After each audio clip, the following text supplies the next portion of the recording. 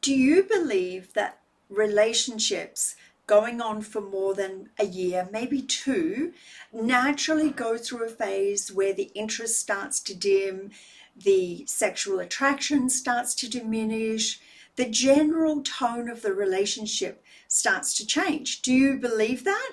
Do you believe that that is the way relationships are?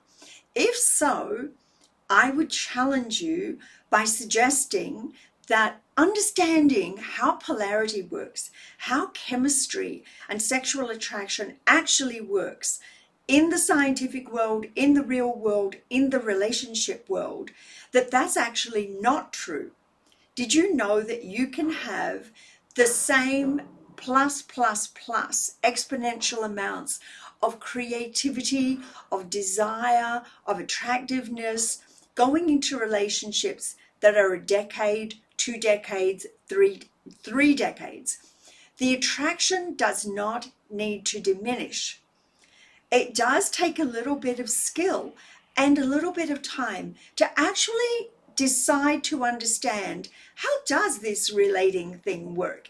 And how does attraction actually work? Is it necessarily true that people bore with each other after a certain period of time?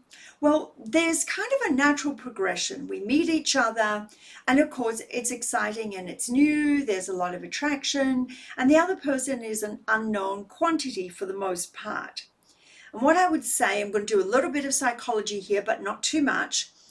People come with their needs in the front. So we all have basic needs. If you know anything about Maslow's triangle, we have basic needs for safety, security, shelter, food.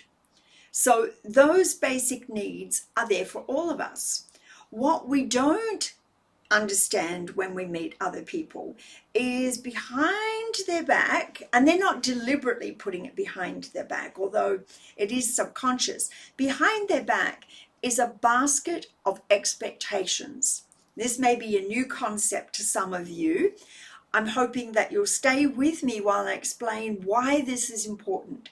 When we come into relationship with another person, and this is not gender driven, obviously, two men, two women, man, woman, could be polyamorous, whatever your situation, we all have unmet expectations. A lot of times they're subconscious. They're things from childhood that we wished we'd gotten from our parents or our love relationships when we were children that we didn't get. They're unmet needs.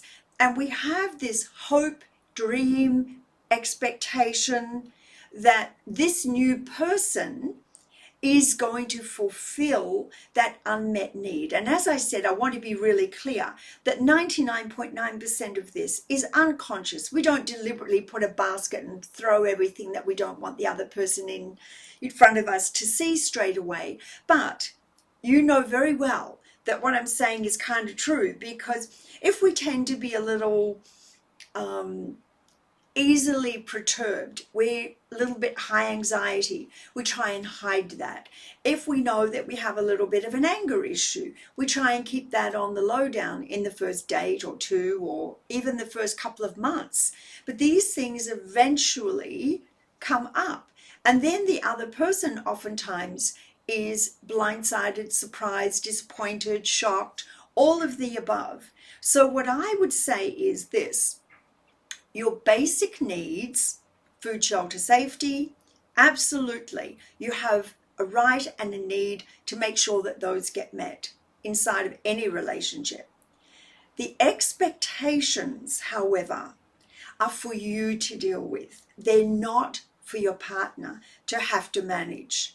And this is a lot of times where relationships can really go off in a ditch, because we will hear people say, if he loved me, he wouldn't, or if he loved me, he would, or if she loved me, she would, or if she loved me, she wouldn't. These kinds of things where there's a lot of expectation and there's a lot of judgment put down. And we don't see that when we're triggered, that trigger is showing us a place inside, uncomfortable place inside, where we're not yet healed.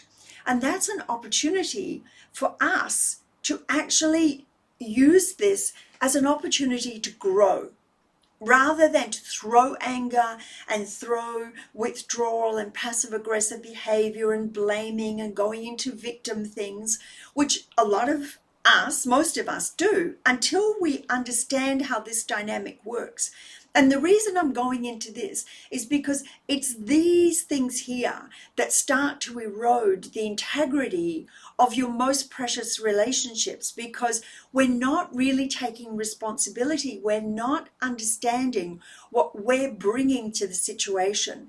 A lot of times, for instance, if you're somebody who tends more to go into victim, what you're doing is saying the other person did this to me and I am powerless. And so that's not a healthy dynamic, first off. The other person may have done something that was very unpleasant and definitely not okay. That's where you would need to set a limit. You would need to say, when this happens, I felt or I feel, and that is not okay for me. And then you have to have the internal structure to be able to deal with the fallout, because the person may get angry, they may blame you, they may gaslight you. If they're narcissistic, they are absolutely not going to take any responsibility whatsoever for any of their behaviors or actions. So you have to have the structure internally to be able to recognize what's going on when you're already a little upset and triggered, and know the right thing to do. The right thing to do oftentimes is just admit that you're triggered and say you're taking a step back to calm down, cool off. You're not leaving, you're not threatening, you're not abandoning. You're simply saying, I'm triggered right now. It's not a good time for me to engage. I need to go and cool myself down. I'll come back, we'll reconvene. When would be good for you? This is what's good for me. So you make sure that everyone feels safe. And if the other person has a temper tantrum and doesn't want you to go because maybe their abandonment wound is getting triggered, they don't feel safe, they're worried you won't come back, that really is for them to work through. I know that can sound a little harsh, and all of this sounds a little bit like psychobabble, but this is what really happens inside of relationships. How many of you agree with that, right? Things happen, and oftentimes they spiral, and you can't even believe you're where you are. It's like, how did we go from here to here? And if things happen and we don't address them, and it's not that we have to address every single last little thing in the moment, in front of other people, or in a way that's not respectful and loving, it turns into bitterness, it turns into resentment, and resentment closes our heart, and it definitely closes our body. So we can have all kinds of responses and reactions to not taking care of things when they happen in the first instance. And a lot of times it's because we're just too afraid. And I get it. I've been there myself. Trust me.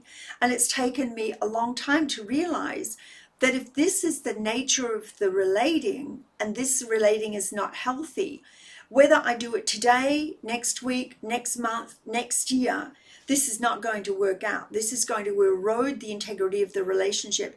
And perhaps this is not the right relationship for me to be in. So I'll leave you with those thoughts. You can find me, or you can find my website. It's bellamarielane.com. My Instagram is at bellamarielane, and it's Marie with 2 E's. Or you can email me at Sweet Soul Studio. It's bella@sweetsoulstudio.com. You can find my Facebook, which is Bella Marie Lane Heart Wound Healer. So there's lots of ways you can DM me. That's probably the quickest way to get a hold of me, is to send me a little DM on Instagram. And I really look forward to engaging with you. Love and light for now. Bye, everybody.